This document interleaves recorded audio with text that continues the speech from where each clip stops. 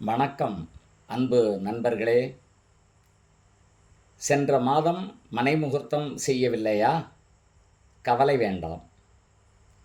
வருகின்ற 23/8/2026 ஞாயிற்றுக்கிழமை மூலா நட்சத்திரம் கேதுவினுடைய சாரம் அன்றைய தினத்தில் வாஸ்து புருஷன் நித்திரையிலிருந்து எழுந்திருந்து 3.25 நாழிகை நேரம் விழித்திருப்பார். அந்த 3.25 நாழிகை நேரத்தில் 5 வேலைகளை செய்வார்.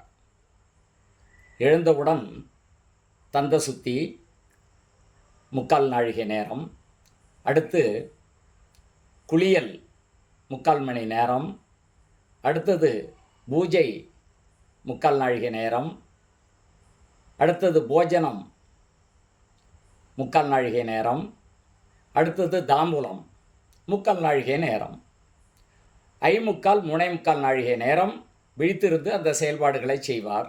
அதில் தாம்பூலம் போஜனம் செய்யக்கூடிய காலத்தில் மனை முகூர்த்தம் செய்ய வேண்டும். அப்பொழுதுதான் அந்த வீடு மங்களகரமாக செல்வ செழிப்புடன் சிறப்பாக இருக்கும். இந்த மாதத்தில் முகூர்த்தம் செய்பவர்களுடைய வாழ்வாதாரங்கள் பொன்னும் மணியும் பொருளும் ஆடை அணிகலன்களும் மேன்மை பெற்று வாழ்வாங்கு வாழ்வார் என்று சாஸ்திர நீதி சொல்லுகிறது.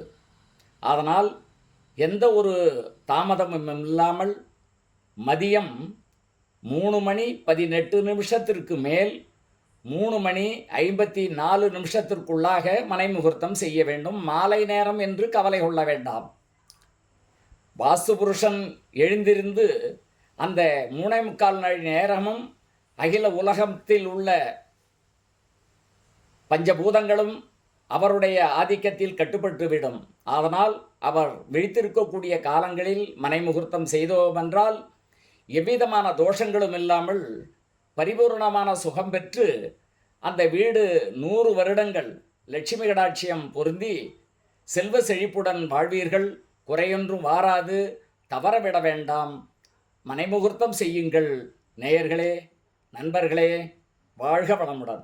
வணக்கம்.